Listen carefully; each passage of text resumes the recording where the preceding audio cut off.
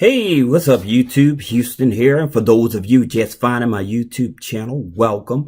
Please remember to hit that subscribe button and that bell. And for those of you that's been following me and supporting me, salute. And for those of you that's always my faithful patrons, double salute. Now, today's video, we're actually going to talk about how is it possible to get $50,000 from First National Bank of Omaha with bad credit. And so I'm going to break this strategy down for you guys. Now, here's the thing about it. First thing you want to do is build a relationship. I cannot stress that. So important to build that relationship. So that means you want to open up a personal account, a savings account, a business account. If possible, you want to do direct deposit. The reason is because they also have internal scoring, right?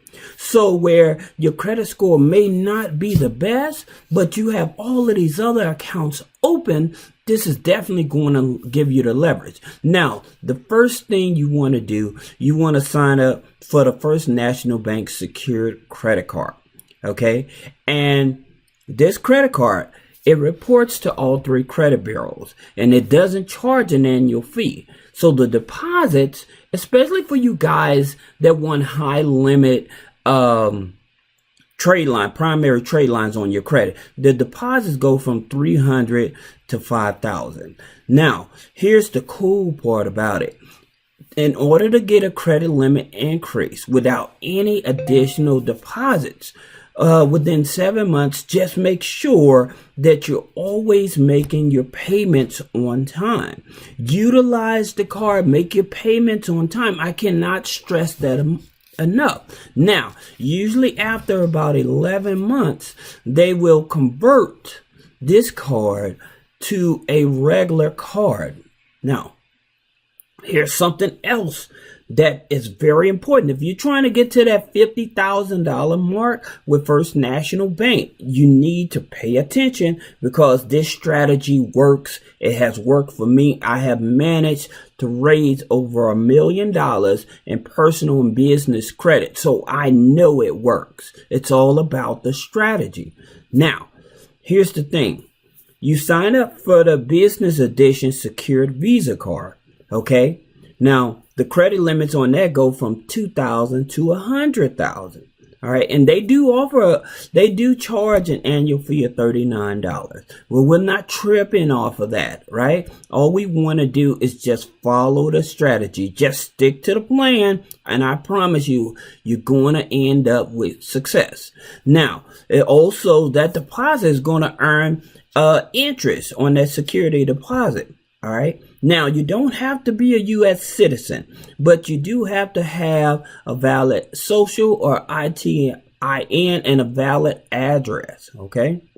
Now, here's what I would do. Once I have those accounts open and everything, and if I have shaky or bad or low credit score, I want to focus on building up my FICO 9 credit score. Okay, this is very important because they pull from FICO 9. All right, so now if you got rental payments and not being shown on your credit report, you want to sign up with like Boom Pay or Rental Karma. If you are using your debit card a lot, then you want those debit card transactions being reported to the credit bureau. Then you want to download the phone on your app on your phone, the extra debit card credit card app. Okay, and that'll start reporting your debit card transactions to the credit bureau. Now, you can also add authorized users. Now, we'll get into talking more about this because some people say authorized users don't work and then they don't know the difference between a FICO 8 score and a FICO 9 score. So that's the reason that there's misinformation in the market. Now, here's another thing you can do is add Experian Boost. And then if you're paying utilities, if you have subscriptions, gym membership, any type of subscription, you can sign up with Grow Credit. So utilities, subscriptions and stuff, sign up with Grow Credit. And yes, they do charge a fee. They have different plans and everything. But if you follow this strategy, you should be able to boost your credit score anywhere from 25 up to 100 points. All right. 25 being the minimum. Now, here's the thing, what I would do. Once I've done that, then I would actually go after the Evergreen Rewards Visa credit card. Okay. Now, here's the thing about it. They're going to pull your Experian FICO 9 bank card. Okay, that's the FICO score they're going to pull. If you want to get access to your real FICO score, okay, check out the link below, because that's where you can actually get your real FICO score. All right, don't focus on the Vantage, focus on your FICO score. All right. Now, some of these cards, they may want you to show proof of income, as well as your social. So identity and proof of income. Now, here's the cool part about it. That when they do that hard pull on your credit, you can also do a pre-approval. I forgot about that. You can do a pre-approval for cards as well. So you can do the pre-approval, and then when you apply, it's going to be an actual hard pull. Okay, so that's what you need to know. Now, here's the thing about it. That same application that they're pulling from your Experian, if you can use that same application to apply for other credit cards, but it has to be the same day. Okay, it has to be the same day. Now, the average credit score to get the Evergreen card is about a 670. Okay, now one of the things I always tell you guys, if a card company is offering Visa signature cards, go for the Visa signature cards. The reason is the average Visa signature card usually starts at about $5,000. Okay, that's the average. Now, First National, they actually are known for giving very large lines of credit. Okay, so that's one of the cool things about it. Now, people have been upset because they may have reduced their line of credit or something like that. But again, they're not telling the whole story of what may have happened. They may have made some late payments on some other credit cards. And when they're evaluating your account and stuff like that, and usually most financial institutions, they do it like maybe about every 6 months, and they see that you made late payments on some other credit cards and stuff, that may make that decision. All right, but if it happens to you, always pick up the phone and say, hey, what's going on here? Right now, here's another one. They have the First National Bank American Express card. Most people don't even know that they even have this card. Now, here's the reason that I like this card. All right. One, there's no annual fee. Number two, you actually, if you spend $500 within the first 3 billing cycles, you get a $100 statement back. Number three is pre-approval. Average credit score is about a 700. And this here card, you actually, if you're doing a balance transfer, it's no interest on 15 months. On 15 months. So now there are some other cards like that or whatever. But again, just making that statement out there. Also, if you're going to go for the First National Bank American Express credit card, why not just go for the American Express credit card as well? Okay. Now, here's the other side of that you all need to understand.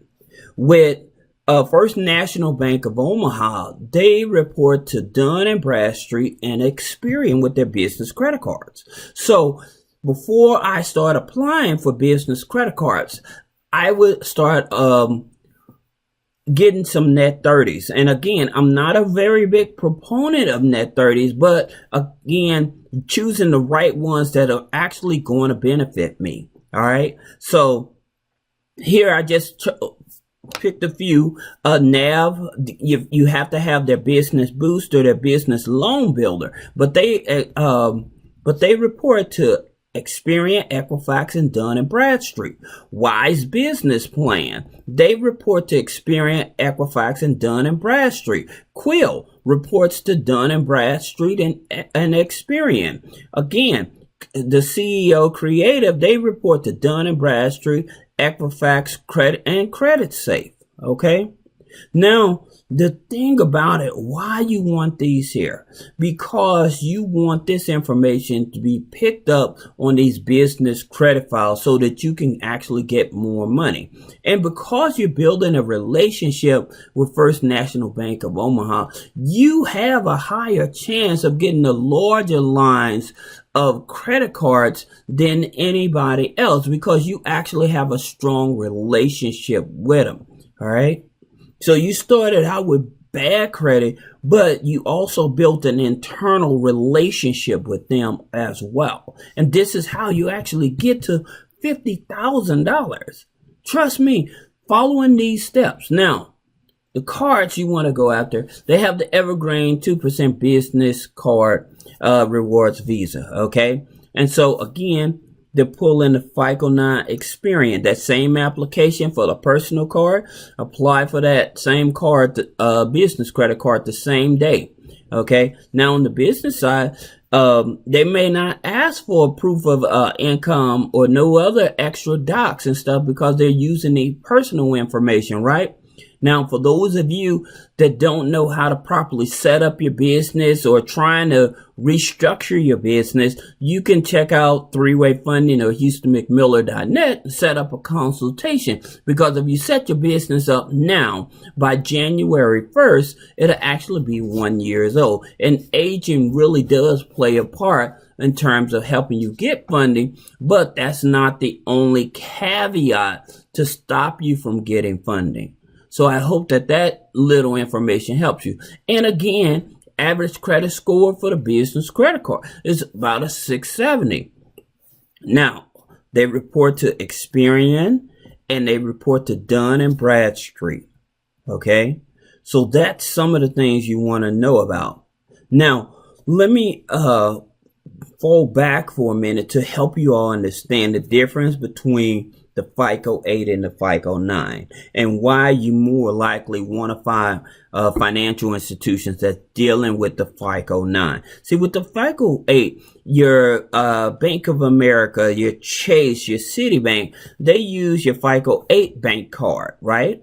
Now, the information on your FICO 8 is a little more sensitive than on your FICO 9. However, you know, like a late payment is not going to weigh on you as much. Now, when I was talking about the authorized users, like I said, authorized users on the FICO 8, they don't include that. They don't count that in. But accounts that are in collections that are less than $100, those aren't factored in as well on your FICO 8. Now your FICO 9, you have your public records, your medical bills and stuff like that. That's not being factored in on your FICO 9. So that's the reason you want to focus on making sure that you do everything you could to build up your FICO 9. Now your FICO 9 also, if you had a zero balance collections and stuff like that, is not going to count in. Your rental history, just like I just said, your rental history, that's going to help you boost up your credit score. Your utility bills help boost up your credit score. Adding an authorized user can help boost up your credit score. So for those of you that need a one-on-one consultation, again, check out HoustonMcMiller.net or Three-Way Funding and schedule a one-on-one consultation. Thank you.